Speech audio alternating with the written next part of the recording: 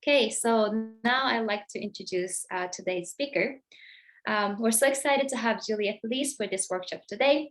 They will be joining us live for Q&A at the end of this workshop. Julia is a professional resource activist, content editor, writer, and illustrator with a background in science and research with over 25 years of experience. Julia's work is taught in universities and cited by academics around the world. And Julia also is a founder of Sanctuary Publishers, a non-traditional book publisher focused on consistent anti-oppression, a term they coined to help bridge social justice movements. Among many other projects, they also have founded the nonprofit newpridefrag.com as a code to center the most marginalized in the 2S LGBTQIA+ movement. In this workshop, you will learn the hierarchy in society that drives our place within systemic oppression, how it relates to non-human animals and veganism as a movement, and how to use the information to work towards activism that help build bridges between movements dedicated to human and non-human liberation.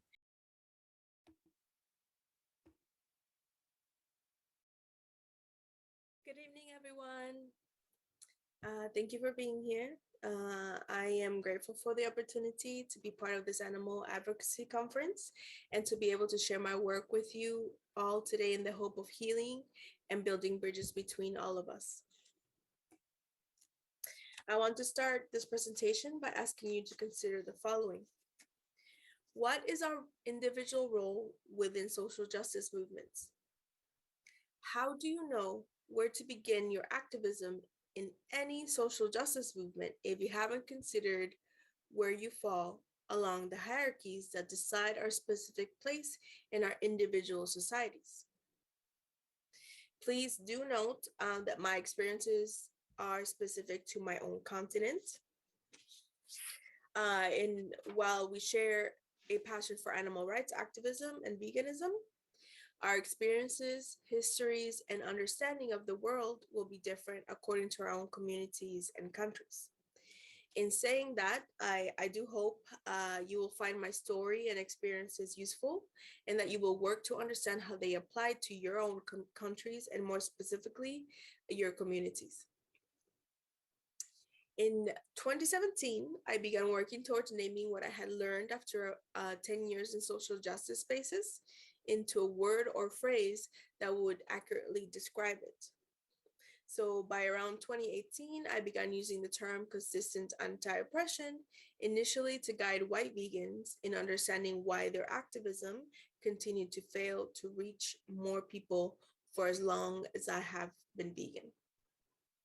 The term has actually been quite controversial, so many activists across movements truly do not understand because so many activists across movements truly do not understand their role within activism.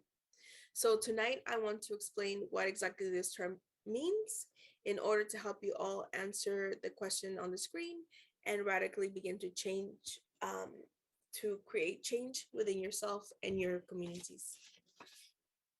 So eventually in 2017, I founded Sanctuary Publishers, which is a grassroots, non-traditional book publisher committed to centering and raising the voices of marginalized groups and building bridges between movements. Through Sanctuary Publishers, with the help of my wonderful designer from Mexico, Danae, I have been able to publish books that have raised the voices of my communities, as well as those of other marginalized peoples, human and non-human, across Turtle Island, which is the native name of the settler-occupied country you know as the United States. Sanctuary Publishers has also been able to fund other resources, like the other logos you see on the screen. The goal has always been to attempt to create bridges between social justice movements and within movements themselves. It's important for me to note that the majority of my projects are community-led and committed to addressing root issues, which are the key issues that ensure injustice continues. And this work is truly grassroots activism and community supported. I hope this presentation will become a call to action towards making a commitment to addressing your own hand in injustice as it relates to consistent anti-oppression across all social justice movements. Doing this collectively is how we can effectively create an efficient and impactful vegan and non-human animal rights movement in your own communities. So who am I? My name is Julia Feliz, formerly Julia Feliz Burke, which was my author name since my first published book in 2016. I consider myself a resource activist. I have the ability to break down concepts in a way that are accessible for people coming into issues from different perspectives, backgrounds, and understanding. I have always had the ability to write and illustrate. So these were always tools that came naturally to me that I always hoped to one day use for my activism. My introduction to activism was non-human animal rights when I was in my 20s. And I've been vegan now for about 15 years. And when I say non-humans were my introduction to activism, I mean advocating for them was the start of my feeling confident in openly naming injustice.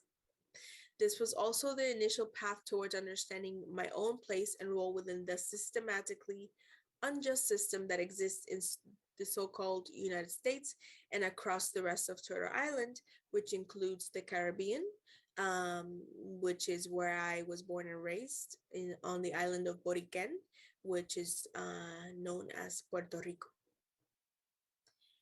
At this time, I was still not able to name all those other issues that were important to me because I simply did not have the words or self-awareness that I do have now, close to entering my 40th year of life. Non-human animal rights and veganism were what felt simply like an extension of what I already saw as right versus wrong. Since I was a child, I didn't need to be told that oppression or injustice was wrong. When I met someone that was different to me, I believed them, accepted them as they were, and I hoped that they would be safe to live their life on their own terms. I had gone through my youth without ever considering that others didn't see things in this way. And I had actually never considered that others didn't feel the same thing for other living beings or even for nature as a whole.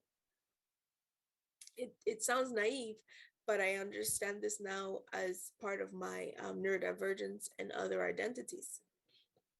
In case you're not familiar with the term neurodivergence, it refers to someone with a different neurobiology in a society where neurotypical standards are the way we are expected to behave and understand the world around us. And this does include ADHD and autistic people, for example. We simply experience the world differently, communicate differently, and understand the world differently than what is considered typical. So going back to the beginning of my journey, one day I realized that non-humans and anything or anyone not considered human through a specific standard did not receive the same protections or considerations that society claims all humans received or receive.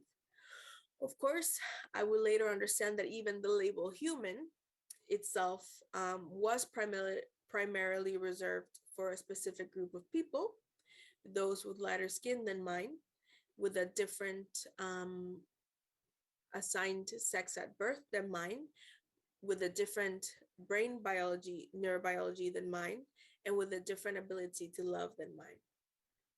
So once the veil was lifted from my eyes on non-human oppression, I was able to suddenly see, acknowledge, and take action against the slaughter that I was supporting and was done by others on my behalf without ever realizing it. Just as I could not support human oppression and injustice, I could not support oppression and injustice against other living beings simply because they were different to me, and even more so in modern times when I have choices that involve anti-oppression. I knew that I did not need to consume, wear, or use non-humans in any way where I had the choice to live healthily and I did not need to survive in the way that humans once needed to in the past.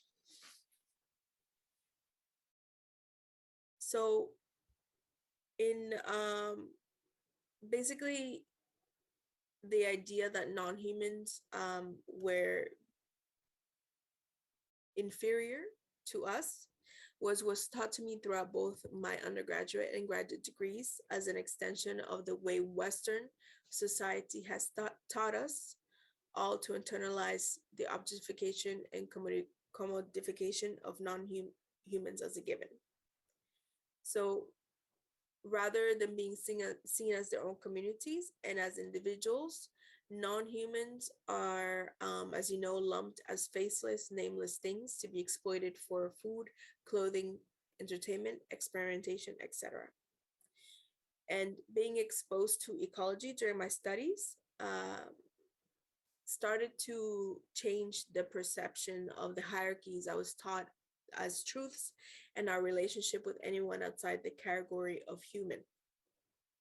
And now I understand human supremacy as part of pseudoscience rooted in white supremacist ideology, which is the idea that white skin and culture is more valuable than Black, brown, and indigenous skin in cultures like mine. On Turtle Island, people became classified through races by Europeans who then pushed the idea that one race, the white race, is above all others.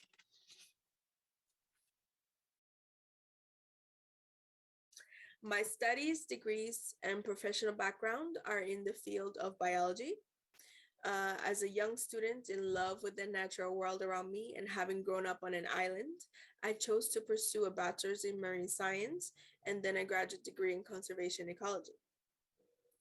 My background in science meant that I came to veganism having it drilled in my head that humans were superior to non-humans, as I mentioned before. And this actually all connects specifically to my unique history as a descendant of both Native and African people from Turtle Island, and how our violent invasion by Spain, Britain, and other European countries still determines how I am treated in what you know as American society, and how I experienced the world 500 years later. So going back to my background as a biologist, when I discovered ecology, I loved it so much that I took the class twice, just because I could, marine ecology and then terrestrial ecology. And this basically opened my perspectives of everything around me even more. And since understanding how ecosystems are related to one another, I became intrigued by the fragile interconnections in nature, as well as within the unnatural world humans have ended up creating and see as civilized, despite us all also being part of that nature. Interestingly enough, this disconnect is what helped otherization, which is defined as the outcasting and marginalization of specific groups of people, for example, my own people, for their differences, to take root. Savages, beasts, mongrels, rats, roaches, these are insults that use non-human animals to degrade and dehumanize human beings. The word dehumanize itself is otherizing when we actually recognize that humans are seen as the standard and one way to be, and non-humans have been used as tools of oppression against groups of people seen as outsiders throughout history to denigrate, otherize, and marginalize targeted groups by justifying their lack of the so-called humanity, which is determined by the groups with the most power in society. The separation of humans and non-humans to invoke otherization throughout the use of animalization as a weapon still persists to this day in the United States. As an example, in 2018, during a public conversation about prosecuting so-called undocumented immigrants when protected by cities known as safe cities or sanctuary cities, so they would not fear being removed from the country. The person known as the president of the settler US government, Donald Trump, stated, "These aren't people, these are animals." In one simple statement, Trump casually enforced the same ideology that has been used on Turtle Island for over 500 years to separate us by race through the use of um, animalization. So basically, through the objectification of non-humans by making them inferior to humans, and then by comparing Black, brown, and indigenous people to non-humans, which are already seen as inferior, white supremacists then spread the idea that they are superior. To explain this further, in a chapter called Making Connections in the Name of Food, published in the book Food Justice, a Primer by Sarita Rodriguez, published by Sanctuary Publishers in 2018, I wrote that, quote, "Non-humans have been traditionally otherized, meaning they have been denigrated, denied personhood, and marginalized due to their obvious differences to humans in order to justify them as less than. In turn, non-humans have been used to marginalize and justify the oppression of Black and brown humans, forced to live in a system that protects whiteness as the top and right way to be.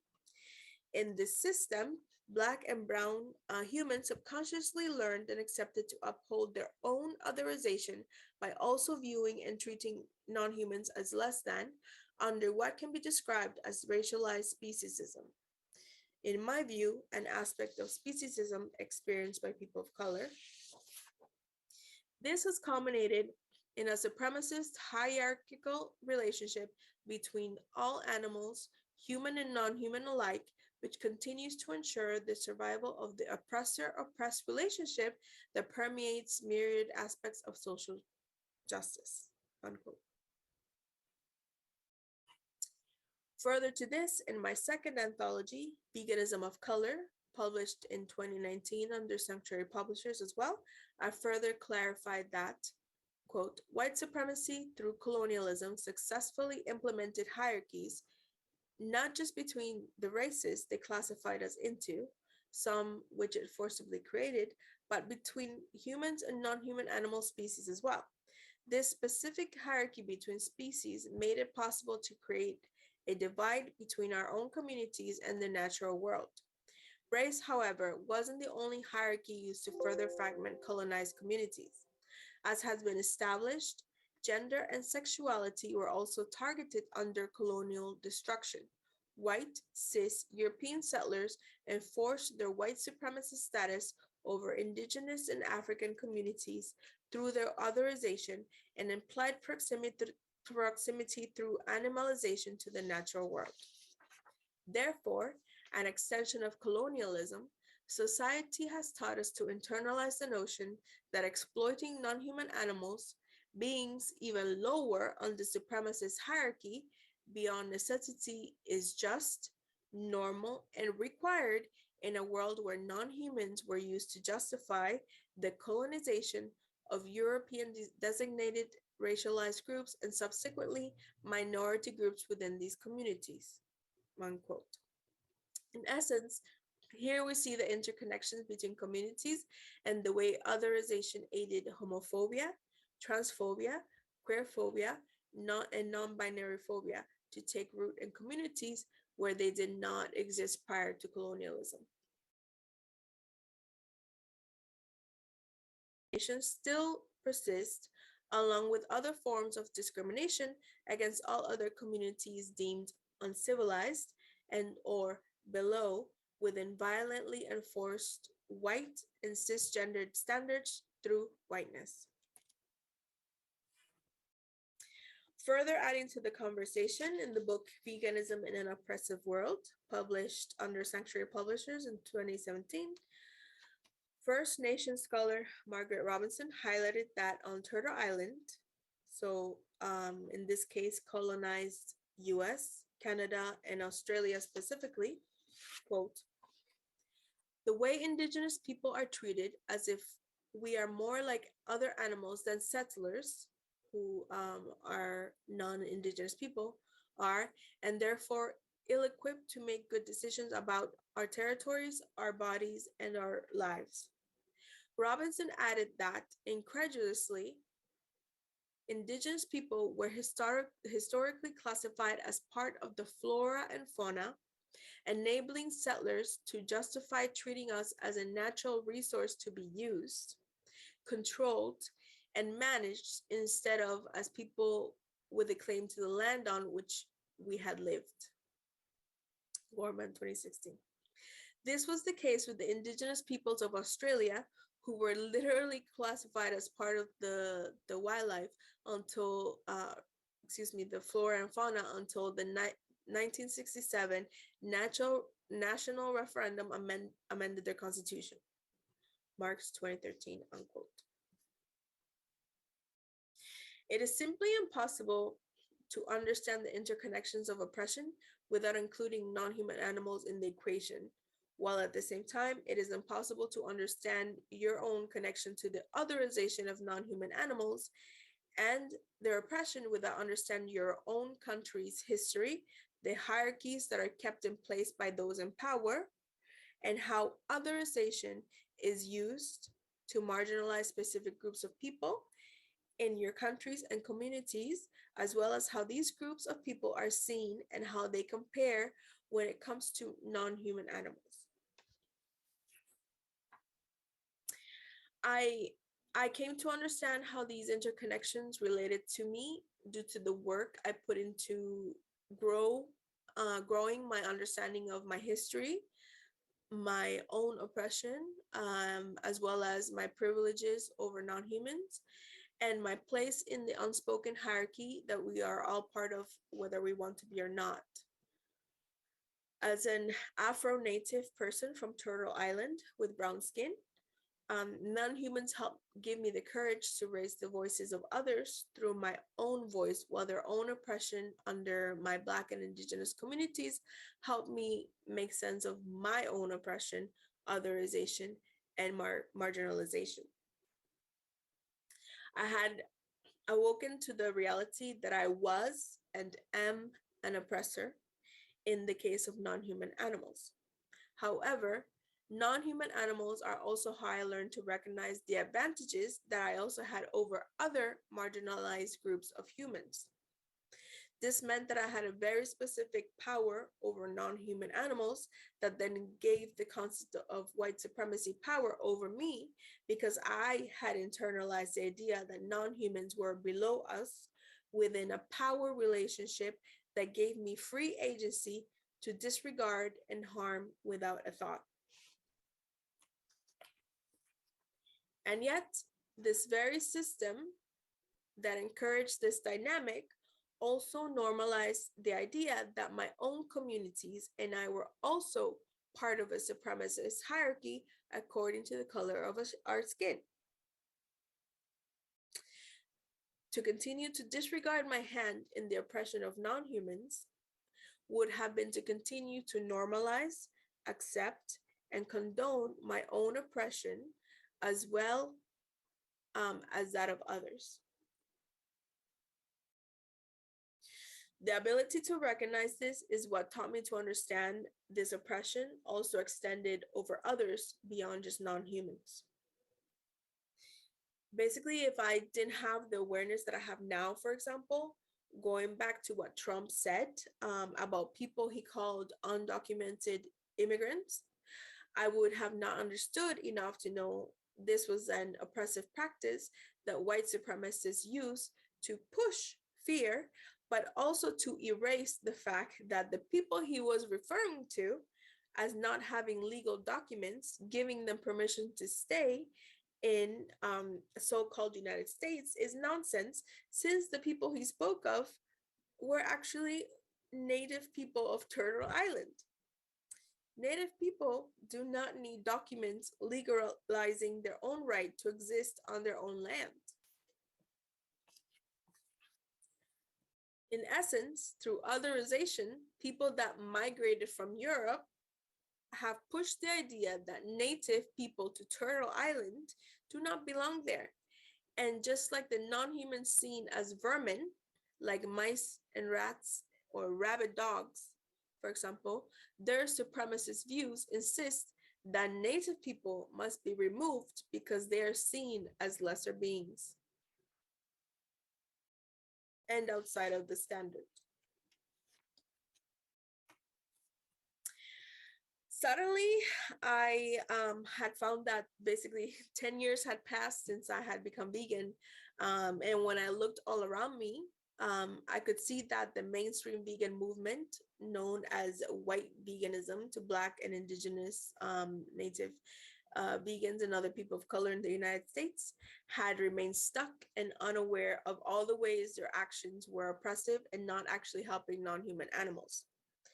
I had figured out how I fit in, specifically within the continent I was born in. And once I understood this, I was unable to see how oppressions were related to one another, how this impacted me directly, and how I needed to decenter myself in order to center and raise the voices of those with less safety, less opportunities, less resources, and less access than I had.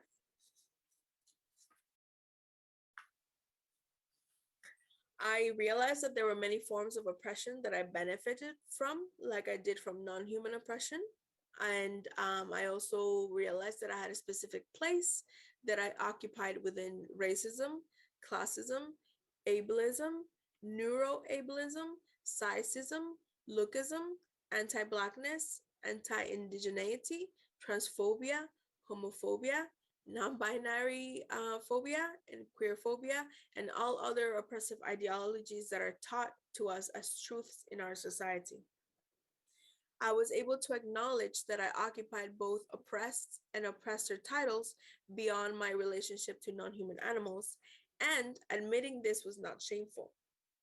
It was necessary in order for me to become a better activist and advocate for those I claim to want to help. Within this awakening, I was no longer able to support one issue or action at a time, especially when I understood that the oppressions being fought for across movements had a common root. This source of injustice depended on us to remain unaware in order to help it spread through different aspects of society and keep the supremacist hierarchy intact.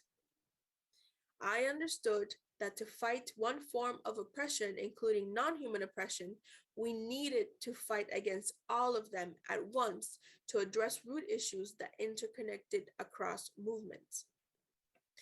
In naming all of this consistent anti-oppression, I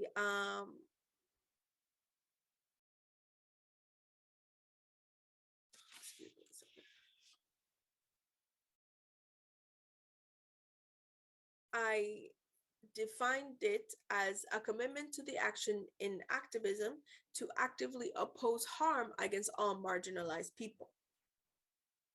And unfortunately, this is where well-meaning activists misunderstand how to utilize consistent anti-oppression, and where I have lost many people who consider it too radical. So when we think about the concept, consistent anti-oppression is figuring out your place within each movement, who you have power over, where that power comes from, what it looks like, and then working to disrupt it through your own identity in order to build bridges between us as we tear down hierarchies that give us the power over others. Consistent anti-oppression is to efficiently and effectively achieve liberation for all and at once through the awareness of interconnected issues and a commitment to speaking up and taking other actions to disrupt their root and beyond. The end goal of consistent anti-oppression is to build bridges between movements through individual everyday actions within your community. consistently opposing all oppression at once, unapologetically, openly, and radically became the form of activism that I coined consistent anti-oppression, where consistent means all the time, across all movements, on behalf of all marginalized groups, human and non-human, and anti-oppression, which in this case means getting to know your role in the oppression of others to stop the harm you put out into the world, and actively speaking against all injustice, not just some, and not just when you feel comfortable.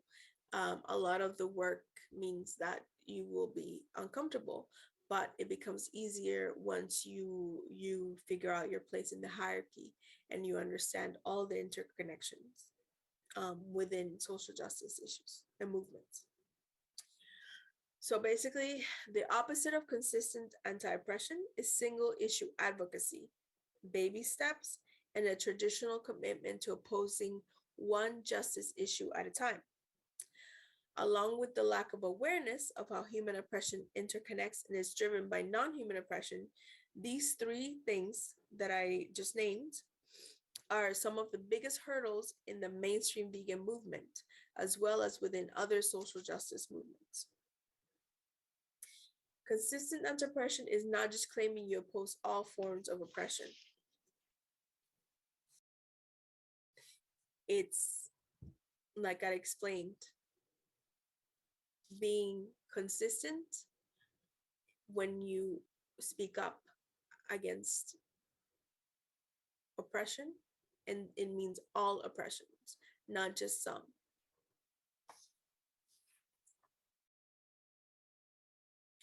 So how do I see this happening in practice? For an individual to correctly exercise the commitment to consistent anti-oppression, they must first take many steps backwards in order to move forward. So like the image on the slide says, we cannot move forward without repairing, but we are not capable of repairing if we do not understand what we are repairing or how to repair it. We cannot work towards the liberation of others without first understanding the role we have in the liberation of others. This includes understanding your history, the legacy you inherited, and the place you have been automatically awarded within the hierarchies we are attempting to disrupt. We must understand our identities and how the hierarchies we have been taught exploits our identities for its own benefit and to continue to keep humans and non-humans oppressed. Consistent anti-oppression is acknowledging the uncomfortable truth that oppressor-oppressive relationships weave themselves across all movements and that we have been taught to accept all forms of oppression as truths. This is the common root across movements that keep us from working together and finally creating impactful change across human and non-human rights issues at once. So when we don't recognize how we relate to one another and where we fall within each justice issue, this ensures that there is no change in hierarchies and the marginalized continue to be marginalized. Surface activism may create temporary change, but what we want is permanent, large-scale change. Through this understanding, we can begin to recognize how others experience the world outside our own point of view and what the harm we have been conditioned to take part in looks like and who it affects. To embrace this perspective is to ensure we reject saviorism, so hero worship and performative activism, which actually help keep oppressive systems in place. In essence, this boils down to actively embracing an activism that does not rush to help others within or outside your community, including non-human animals, without first being willing to acknowledge how your actions may be directly relevant to why a community needs this help in the first place. This is the simplest way that I can explain what my journey has been as an activist, committing to speaking up against all forms of oppression at once, through consistent anti-oppression, radically and unapologetically, while fully aware of where I fall within different social justice movements. Excuse me. In settler-named United States, we're taught to internalize racism, anti-Blackness, anti-indigeneity, homophobia, ableism, neuroableism, classism, sexism, sizeism, lookism, etc., etc., etc. Despite my actually being a member of communities that are actually affected by these very issues. And yet, being a part of communities that are oppressed does not mean that I do not also have a responsibility to use my unearned place over others to interrupt supremacist ideologies. Once I understood where I fell along different justice issues, I understood that my role was to work to deprogram the idea that society pushes that some humans are better than others. None of us are free from having a hand in the exploitation of others. Embracing consistent anti-oppression is to be willing to sit with this, no matter how uncomfortable it is, and to then make a commitment towards disrupting this within the movements we're part of. For example, one general example that I think we can all understand, regardless of country, is classism, where being rich and having excess wealth is more desirable, respectable, and gives someone benefits over others.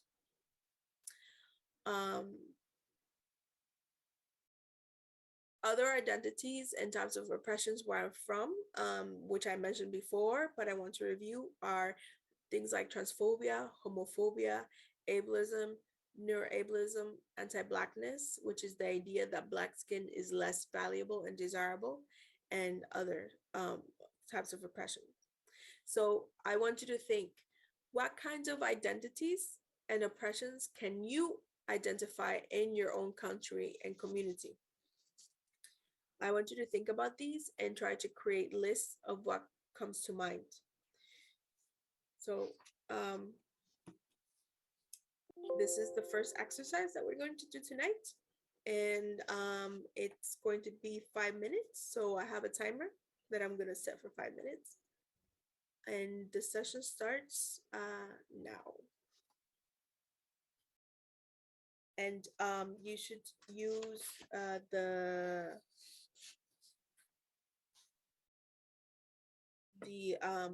worksheet. I'm sorry, 1 second. Ignore. So I submitted different worksheets. So if you find exercise sheet number 1, we're gonna do an exercise right now. We're gonna take 5 minutes for this. How does this relate to the practice of consistent anti-oppression? Why is an example on wealth that I used at the beginning or before we did the 5-minute exercise within, why is it important within both human rights and non-human rights? Because people with wealth have more free time and resources than those that do not. Many wealthy people are wealthy because of the communities they come from, as well as inherited status, while people that are not wealthy may come from families that have been traditionally marginalized, held back due to lack of opportunity, and therefore are unable to move within the system due to a lack of resources, which are still denied by society for whatever reason. Some people are also right in the middle of both groups. So when it comes to wealth, since we're using wealth as an example, are you someone that benefits from classism, or are you someone affected by classism? If you're in the middle, then you have benefits over some people, and that means that you are in a place where you can use those benefits to help people considered to be beneath you, for example. Another way to look at this all with regards to identities in terms of privileges or benefits is that you may have the ability to plan and take part in activism, and veganism might have actually been easier for you because of having excess wealth, if we're still using wealth as an example, while someone without excess wealth will have less time and will be limited in budget. So veganism may not actually be accessible to them due to this. Therefore, not only does classism harm humans, it also harms non-humans if someone is unable to access information, time, and wealth in order to change their situation, including lifestyle. This information would therefore help someone identify how to best use their excess wealth in order to create more opportunity and access for those with less. This would then indirectly benefit non-human animals in the long run. So addressing root issues in this case would involve supporting and working with groups that are fighting to change the system so that communities that have less are able to have access to the same resources everybody else has. And identifying things like this will help you find where your advocacy and activism can be most useful in order to create more access for those with less than you, regardless of where you fall on the hierarchy. When you're aware of your identities and how they affect your place within hierarchies, you can begin to address root issues. So the issues that go beyond superficial actions and that, if addressed, will actually create change across all communities rather than for the most privileged or only a few groups. Root issues are the most important to try to change because they will affect everything else they are tied to.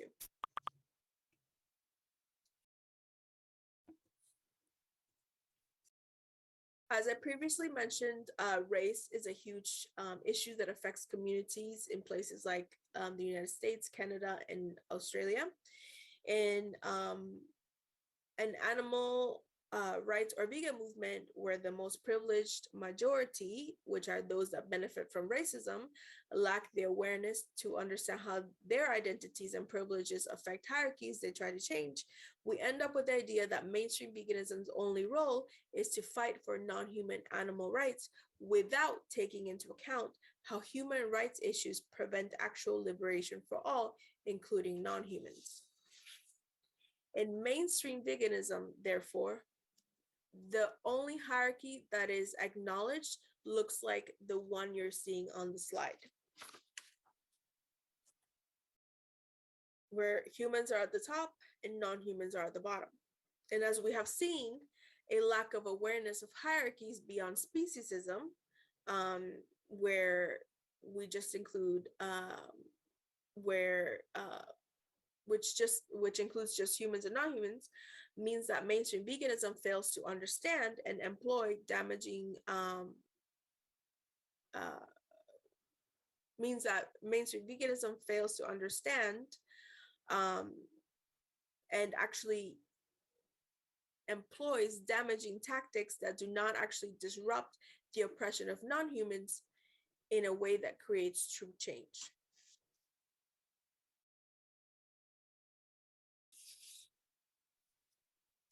So worse is that in mainstream veganism, by claiming that human rights issues do not matter and have nothing to do with non-human animal rights, the privileged majority that benefit from historic racism still benefit from the marginalization of oppressed groups and can justify it in this way.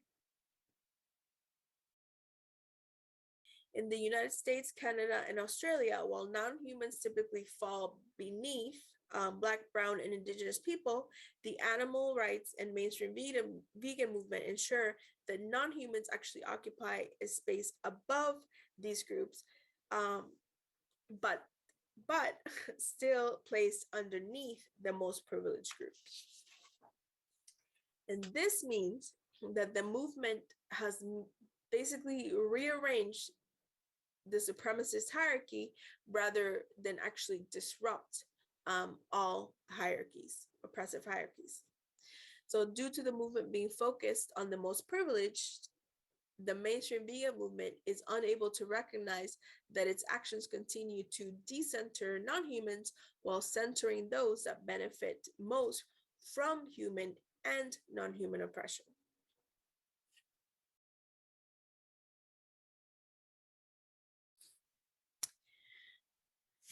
When the majority in power has no understanding of any of this, and when they misunderstand consistent anti-oppression, we get the mess that is the mainstream vegan movement, where the most privileged, straight, cis, able-bodied, well-off white men are basically the face of veganism.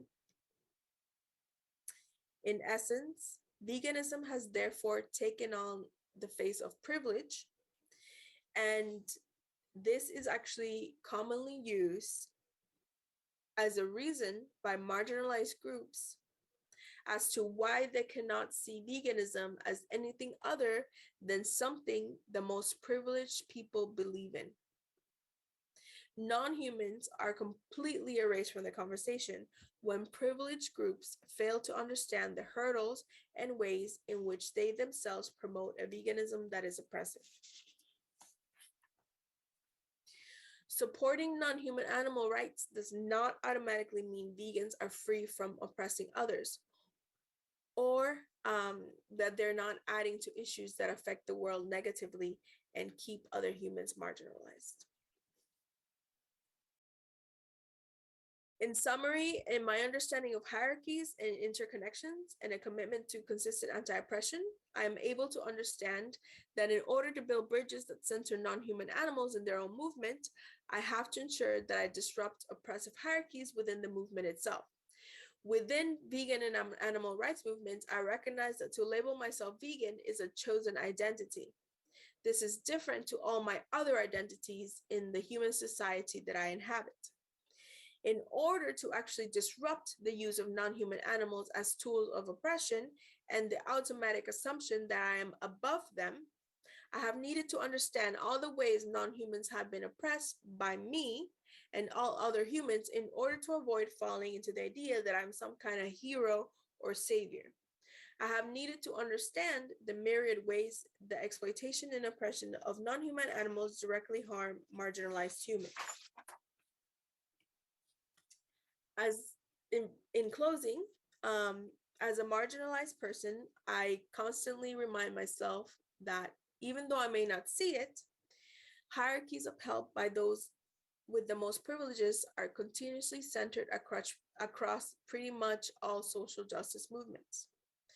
Being on top of a hierarchy allows the majority in power to assume it knows best while ignoring the most vulnerable within the movement, even when those affected can speak for themselves. Therefore, in knowing what my role and place is, I am able to recognize how to best approach a form of activism that allows me to raise voices, disrupt oppression, and burn bridges to create new ones rooted in the rejection of all forms of oppression unapologetically. Of course, this doesn't mean that I don't mess up or that I have covered every single aspect of how I add to the oppression of others. This is a lifelong work that started with my wanting to change the system without my understanding myself in that system. And this has now transformed into more effective activism that addresses root issues based on my abilities and identity in that system. In essence, along my activist journey, I understood that when it comes to change, we must understand our history, interconnections, and then decide if we are ethically comfortable with them or not. In order to understand the roots of both my oppression and that of non-human animals, I had to actively decolonize, confront colonialism, decenter whiteness, understand my people's history, and admit to myself that I had a certain amount of privileges over fully Black people and fully Indigenous people, for example. due to the safety and advantages automatically given to me because of my lighter or brown skin and not being forced into reservation schools under a society drenched in anti-Blackness and anti-indigeneity in order to sustain white supremacy. I recognize I also had similar advantages, even within several of my other identities. Therefore, I became aware of my place and committed to consistent anti-oppression as the only way to move forward. If you walk away with anything this evening, let it be that the reality is that you as an individual are at the root of both human and non-human animal liberation and oppression. To address this system by confronting yourself and your role in all of this is to begin to decenter injustice and efficiently work towards liberation for all. My call to action tonight is that as a vegan and non-human animal rights activist, I hope you will examine your role across movements happening in your own communities and countries. Everything is interconnected, and the sooner we understand how and that it includes us and that our actions must be consistent, the more oppressive systems we will be able to disrupt and the more results we will achieve together across movements, thereby building bridges, new bridges. I invite you to ask yourself if you're ready to confront the invisible lines that hold us all against the other in order to truly work on liberation for all consistently, unapologetically, effectively, and efficiently. I want to say thank you all for joining me this evening via Zoom. At this time, we will be splitting everyone into breakout rooms based on country. This is an opportunity for you to brainstorm with people from your own countries that share similarities and differences with you. And I have provided exercise worksheet number 2 to help guide you. And I suggest using this opportunity to discuss how what I have taught you tonight applies within your own countries, as well as to discuss what marginalized communities exist in your own country, what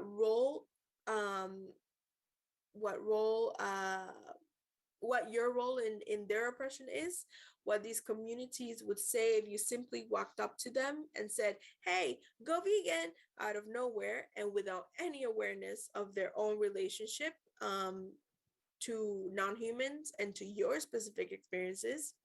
Also, I want you to think about what your obligations are with regards to privileges that you may have over others. And lastly, I hope you uncover where in the hierarchy where you have been born into you exist. And only by confronting these difficult questions and becoming aware of them can you understand how to build communities between yourself and other groups. Doing this will get non-humans closer to their own liberation.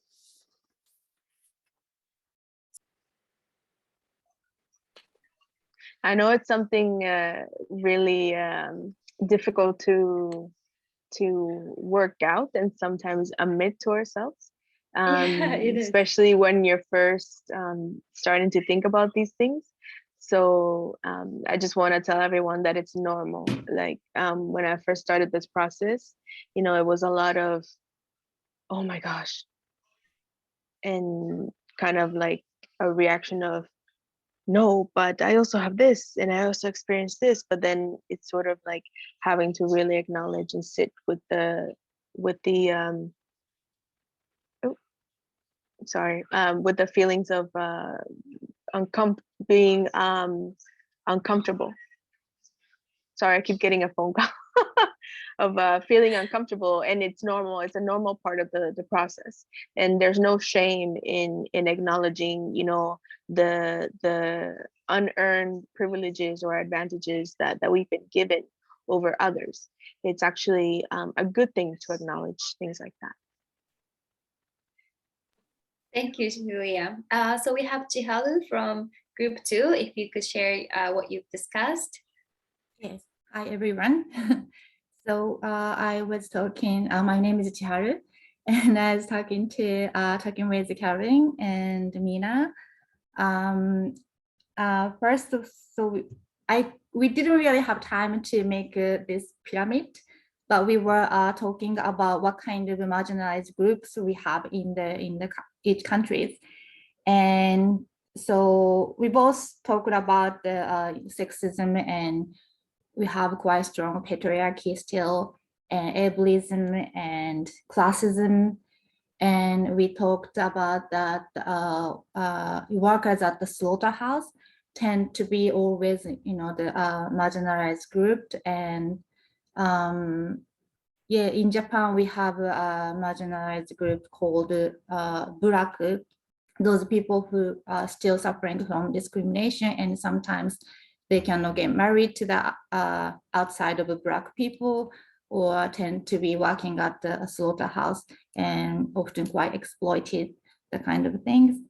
And also Mina was sharing with us that she as herself as a mixed person, she had some struggle in experience, but also she's mentioned that in Japan, we also have a racism against the Black people. And in that way, she says she might have a privilege. Yeah, those kind of things. And we talked about a lot of marginalized group like LGBTQ+, and we also talked about Korean people living in Japan. Even their, second, third generation, they don't have a right to vote, and always they have a position to be discriminated, but still a lot of people are not even aware of it. I don't know how many Japanese people who are born as a Japanese person know about this kind of issues. And so that, I think, blind us to be aware of the privilege we have. Yeah, well, those are the things we have discussed. And if Mina or Caroline want to say something.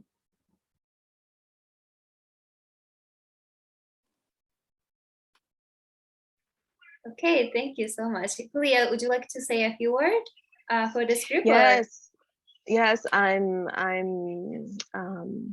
right, pleased, I guess.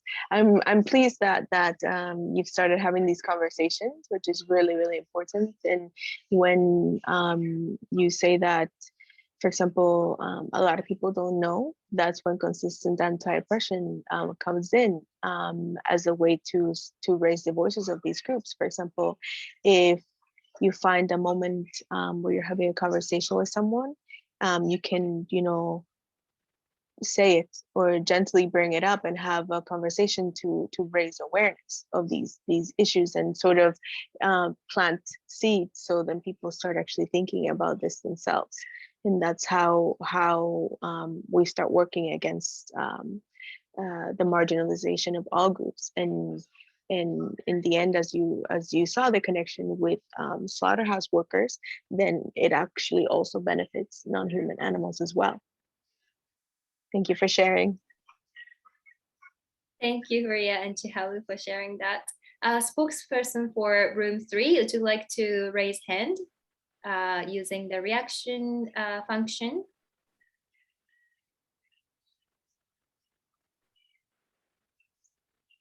Oh, well, we have a lot written down for room 3. Great. Who is the first spokesperson for this group? Oh, perfect. I think Pona has raised her hand. I'm so sorry. I kept pressing like the clapping reaction instead of raise hand. That's why I didn't go through. I'm sorry. Yeah, so our room, actually, we had 4 countries represented, and I will say to begin that I felt a little awkward being the spokesperson because I don't even live in Asia. But we'll start with that. Anyway, so since we have lots of countries represented here, that's why the doc is so long, because I needed some help. So I was in a room with Soha, Carla, and Liznari. So we have Pakistan, which is Soha. And here we can see that we have British colonization for 400 years. So yeah, I mean, the hierarchies that we're seeing here are across everything. You guys can see the screen, right? So we can have religion, ethnicity, gender, class, ability. Yeah, so that's Soha in Pakistan. And then I'm going to skip myself. I'm in Canada. I'm going to skip me. I'm going to go to Carla in the Philippines, which also has been under colonization as well. So before, everything was categorized by colonization. Now everything falls under other markers such as education, income, religion, gender identity. And Liznari in Thailand, large gap between rich and poor, sexism prevalent in the country, inequality of rights in LGBT groups. And yeah, so Liznari falls in the middle class group as an Asian non-binary group. Yeah, so we did have a couple of non-binary or LGBT representation in our group that talked about these issues, which is fantastic. And then I'm going to do myself last. And the hierarchy for me is very similar to what was outlined in the talk by Julia, because, you know, Canada and the States are very similar, and that's what we tend to think about, or at least what I think about. Please correct me if I'm wrong when we think about mainstream veganism. I'm not sure if like that's where it comes from. I'm not really sure, right? But that's sort of how I think of it, is that it sort of imposes on the rest of the world. Please correct me if I'm wrong. I might just be like North American centric here. No, it's if you think about just what you mentioned with colonialism, with regards to colonialism, the British, the Spanish, it's basically the root. A lot of the time is whiteness. We see white as the way to be, the standard, you know, what we should aspire for. And even though those things happened, you know, hundreds of years ago, it still affects us today. And that's why we have so much in common. For sure. So yeah, that's why I kind of felt weird. I'm like, well, I'm speaking on behalf of the country, or one of the countries where this kind of comes from. So yeah. So there's that. And then where do we all fall on this hierarchy? So Soha says, belonging to the dominant religious groups, belong to a dominant ethnic group. Okay. Okay, and they pass off as a straight woman, even though they are trans, and they belong to the upper class. Okay, so it's very complicated here. Upper middle class private education. Interesting. All right, and then I guess I'm moving on to myself. Yeah, so I'm a child of immigrants from Asia, and this is colonized land that I live on. So I benefit as a settler from all of the things that were taken away from Indigenous people. And so I have more privilege than they do, even though they were the original inhabitants of this land. And growing up, I actually had more access to white spaces than I did Black spaces.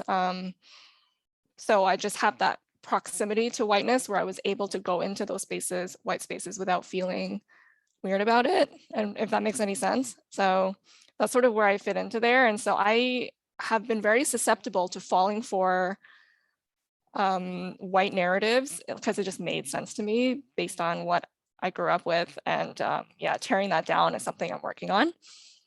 And let's go move on to Carla.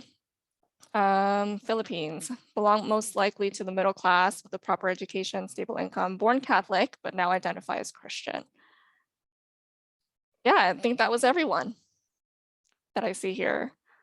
I don't see Liznari on here, but I think, yeah, everything was up here actually. Fall in the middle class group. I already read this, but I'm just trying to locate everything. Asian non-binary group, middle class. There we go. That's everyone. It was complicated. Thank you for sharing. Thank you, Bona, for sharing. So we have group 4 as well. Would you like to raise hand?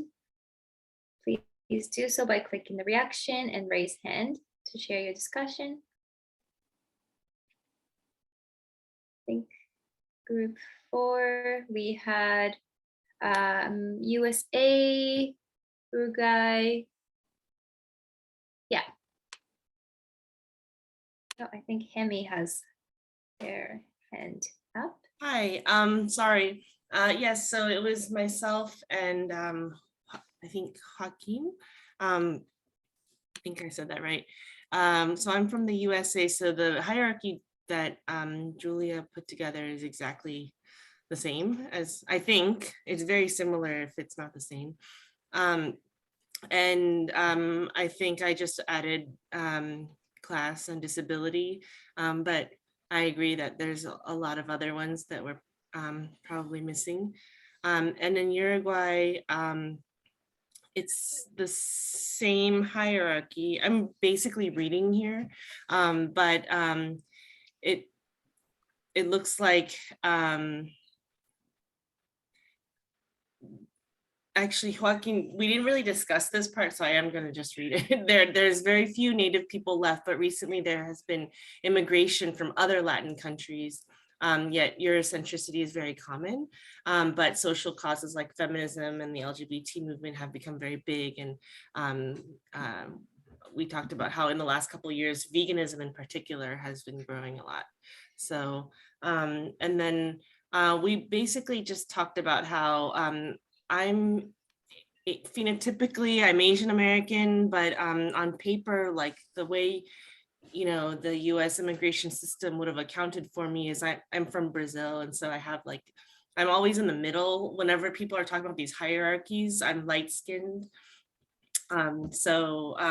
Both Joaquin, who's white, cis, male, we're both relatively privileged with race, but then even in Uruguay, we talked about is it possible that he actually is less economically privileged than someone in the United States, and so it's complicated to navigate these hierarchies as people with privilege, because as Julia mentioned, it does sometimes come with guilt that you're trying to not be bound by, but to but remember to apply these concepts to your specific communities, because when you do that, you ensure that you are addressing the issues where you're from. For example, of course, someone being from the global south is going to be, or is going to have less privileges than someone that lives in the global north, because the global north is basically,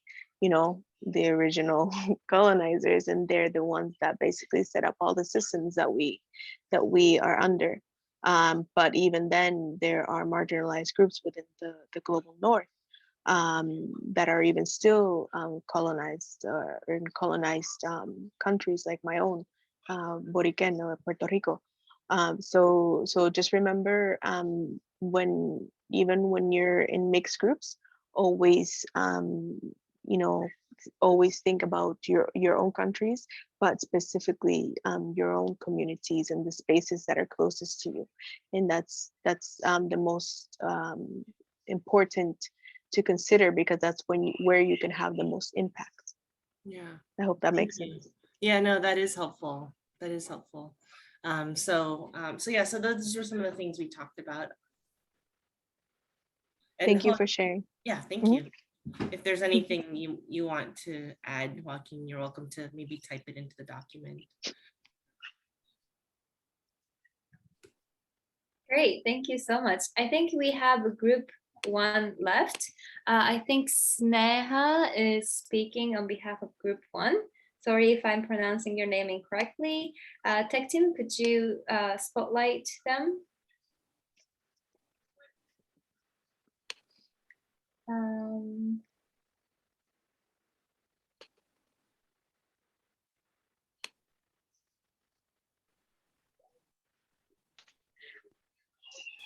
Hi, sorry. Yes, Kaho, you pronounced my name correct. I'm sorry, there's some internet connections I've been facing for this event. I was with Fajar. I hope I'm pronouncing his name right. And Dihani from Indonesia. And we didn't really get a lot of time to go through the pyramid, but we did have a small discussion on what kind of hierarchies we have in our own country.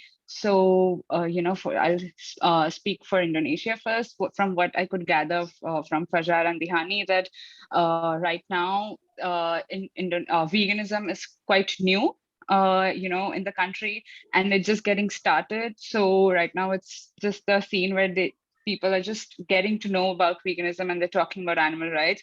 So there's a very little window of, talking about other oppressed groups as well. So I think they're just setting the stone right now. Also, we couldn't really get to discuss a lot of it because there was some internet issues, with that point. So I don't really have much to add from their end. I would really like it if Fajar or Dihani would want to, take the space and if they would want to talk about it a little bit more.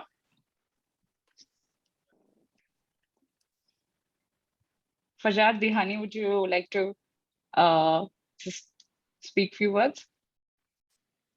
All right. If you like to share more, you can also type in the chat as well. Okay. Julia, would you like to say a few words on what's being shared, or are you okay with going into the Q&A? No, I want to say that it's wonderful that we're all able to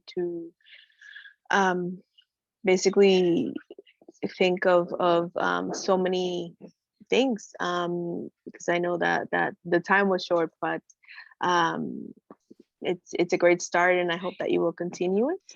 And sorry, my puppy is super hyper right now. That's fine.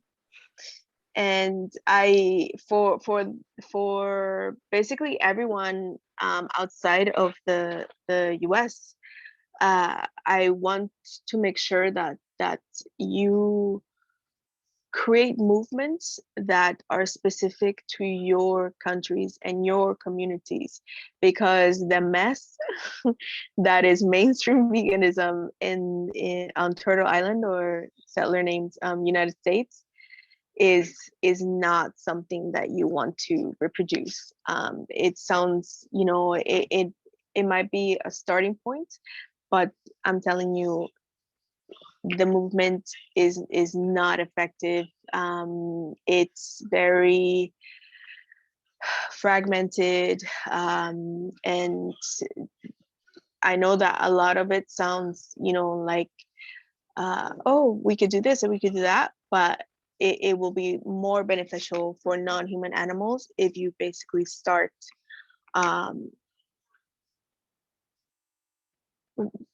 almost from scratch, and thinking about how all these issues, basically, like I said in the presentation, how all these issues relate to one another and to non-human animal liberation. And I hope that perhaps you can, I'm going to actually try to host the presentation on consistentantioppression.com. So if you want to share this with your own communities and have those discussions further, then you can do so. And I'll also host the worksheets on the website as well. In this way, if you'd like, you can continue the conversations within your countries and communities, because I know that we had very little time, but yeah, and of course, you can always reach out to me if you have questions, or if you'd like me to help clarify anything for your groups or whatever. I'm always available, because this is something that I'm passionate about for both humans and non-humans. So of course, it's sort of my responsibility to help everyone be as effective as possible, and share whatever knowledge I have. So thank you again for having me, and if anyone has any questions, let me know. Yeah, that's a really good question, actually. Soha just shared that we really needed a longer breakout session for this, because 10 minutes was very little for questions that are so thought-provoking and complicated. Soha would really like to understand more about the experiences of other folks here. So I recommend all of you to check out consistentantioppression.com is it a register-based kind of workshop or presentation that you're offering, Julia? No. Well, it's consistentdiversion.com it's been around for a while. And I'm in the process of redoing it, so you'll see when you go on it. It's not complete, but I hope to add the presentation and the worksheets. But if anyone wants to introduce this to their own groups and would like me to help, I'm happy to do it. This is all grassroots and community led, and I'm part of the community, and we'll have the same goals. So anyone that wants to I guess continue the conversation, you're welcome to email me, and we can discuss further. Or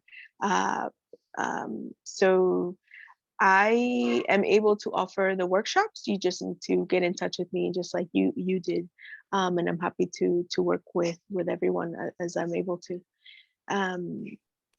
So, and I knew that 10 minutes was short, but I also knew that you had a specific time frame, and and so it was hopefully a way to get everyone thinking about these issues. So hopefully the conversation doesn't end here. It will continue beyond today. Amazing. Thank you so much. I'm aware that Soha has their hand up.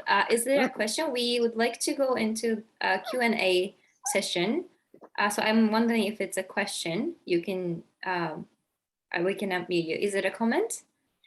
Would you like to? Okay, I will unmute you. Hi, thank you so much, Caro. It's just I'm really overwhelmed and I can't type. It's just Julia, your session has just been so moving, because my exposure to this entire discourse and speciesism and anti-speciesism has been so wide, and it's really like, when you live in a country like mine where this kind of work is dangerous to do it, you really feel like inadequate and like you're not doing enough, and like you're constantly failing, and there's so much like crippling self-doubt, and you keep thinking like you have to do really big radical things, but like you can't do them.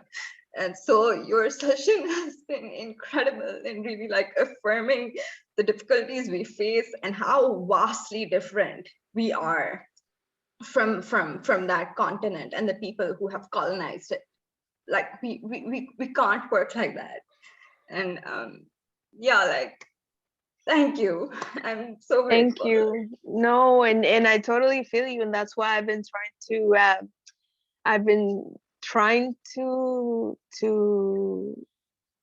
reach more people, but it's difficult because being from a region of the world that's so colonized, like even I don't have a platform or a voice a lot of times, but I feel the emotions that you feel, and basically you're not alone. And I know how difficult it is, because I get in trouble all the time for speaking up, especially opposing the white standards. Oh my gosh, I've been kicked out of so many places. Like I'm not even welcome in most vegan spaces, because when I say I'm unapologetic, I mean it. I will speak up, and it makes people so mad, but it's what I feel is right, and I know that it's what we need. We need to focus on our own communities and in our own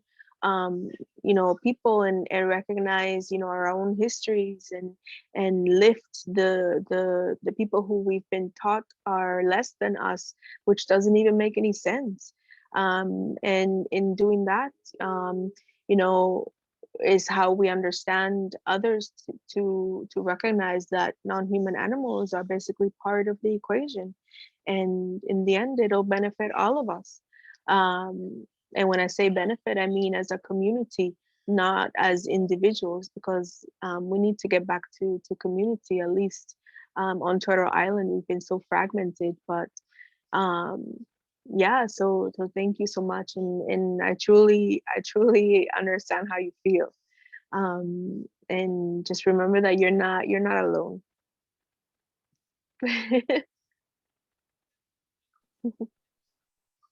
Thank you so much for sharing your experience. Yeah, I got really emotional as well. And as someone who lives in Canada as well, I study in Canada. I'm from Japan, but I live in Canada. So one of the things I try to remind myself is not to reproduce white settler colonialism in my through studying and just like, you know, anything. So yeah, thank you so much, Soha, for sharing that. And I really feel that struggle. And yeah, I like to read some comments that we've got for Julia before you came in, if that's okay. So we have Pona, who says, I love the idea of understanding what power you have within the movement and where that power comes from. Fajar said, wow, this has been very powerful and thought-provoking. Soha said, as a brown queer person from Pakistan, I feel like Julia is expressing all my feelings about activism, advocacy, and the discourse around anti-speciesism in North American and European world, like they just shared a minute ago. What an overwhelming, cute look at the world that is so dairy, needed to understand the complexity of working in poverty-stricken, religiously grounded countries. AACA, thank you so much for organizing this session and introducing Soha to Julia. So thank you so much. Soha has been a very active participant in this conference so far. So thank you so much for joining us. Calvin says, the hierarchy in mainstream veganism triangle is so accurate. I think they're referring to the one that's simplified one, the human and animal. One that, you know, they often understand the other forms of oppression. Sneha, I'm sorry if I'm pronouncing your name wrong. They expressed that they could totally relate to the mainstream veganism hierarchy triangle to the mainstream vegan movement in India. Being a queer, non-binary, neurodivergent vegan in India and passing as a straight woman, all of Julia's words hit home. Thank you so much for this wonderful session.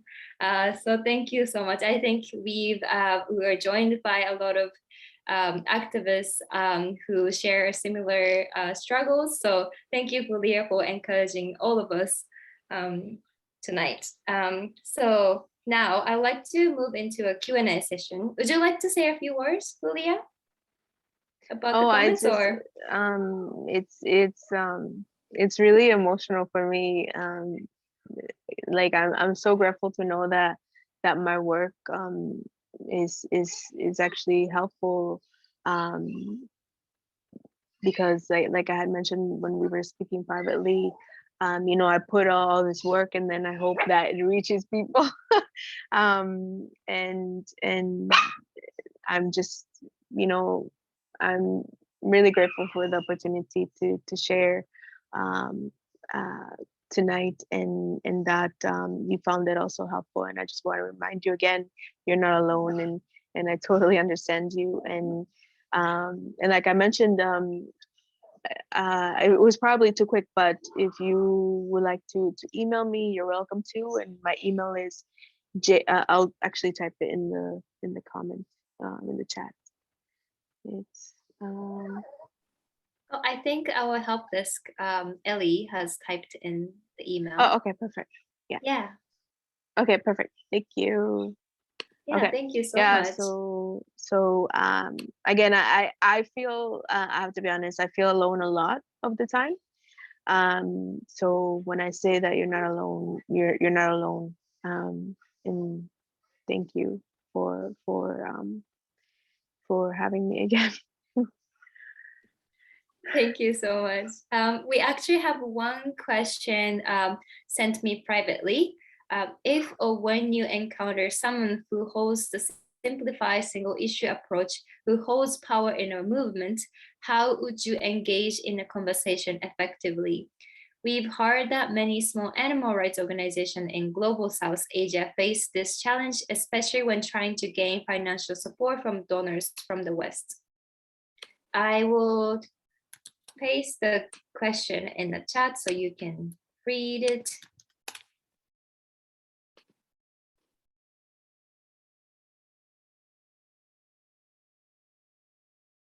Did you get the question, Julia?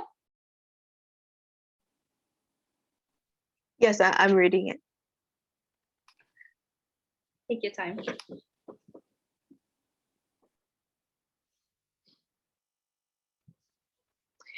So this is complicated because the one thing that I've realized is that it's more important for me to focus on my own communities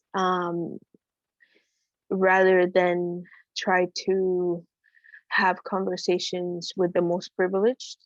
I wrote a book specifically for that community. And it's been helpful to a lot of them. However, when you attempt to have a conversation as delicate as this with someone who has so much more privilege than you do and they don't realize it, it's usually not going to end well. So this is where our privileges come in, where those people who have higher privileges or are in those same groups, it's basically their responsibility to address those people that have privileges over you. Because, for example, in the US, it's been shown that, for example, white people will listen to white people. You can literally be a Black or Indigenous person and say something, and they will not hear you or listen, but then another white person will repeat exactly what you just said, and suddenly the person understands and hears. It's that supremacy and power hierarchy and dynamic that when someone is unaware of where they fall on the hierarchy, it makes it difficult for them to be able to understand people that don't live their exact same reality. Because if you think about it, someone who is so privileged that they've never had to think about anything else, they see their experience as the standard, and the way they assume that everyone has this, reality. So if you're in a conversation specifically with someone, which of course happens, what I suggest is you have pre-written responses. For example, like if you can't avoid the conversation, if you don't know anyone who you can ask to come in and speak to that specific person, I suggest that people write responses, short responses, and then link articles in order for the person to have the choice of educating themselves. And that way, you won't have to deal with a reaction that will probably not be the best if the person doesn't really know. And then just unfollow. And I do that a lot online. I get in a lot of trouble on social media spaces because I do respond, but I don't tend to respond for those specific people, especially when I know that they're not listening. I tend to respond because I know that there's people silently reading, and I hope that the people who are in the background silently reading will actually be the ones that think, oh, this isn't something that I thought about before. Maybe I should, it's kind of like a gateway, and planting seeds, and like a gateway of reaching the people that are there, but that you don't necessarily hear from, because usually the loudest ones are usually the ones that aren't listening. I hope that makes sense. Yeah, thank you so much. Oh, no, I really love this kind of conversation to happen amongst white people, and just to educate themselves and how to decenter themselves and center more marginalized groups of people. Yeah, so I'm not sure if we have any more questions coming. If not, we would like to close this session. This is your last chance to comment or ask Julia a question? Okay, so I'd like to close now. Thank you, Julia, again for this amazing, thought-provoking session and teaching us how to decenter ourselves and center those who are marginalized in order to achieve both human and non-human liberation. And thank you for reminding us that we're not alone, even when we feel like we are. Julia, thank you so much. Thank you. Thank you so much for hosting this. And I want to wish you all the best in what you're doing. And yeah, thank you so much. Thank you. Bye. Bye.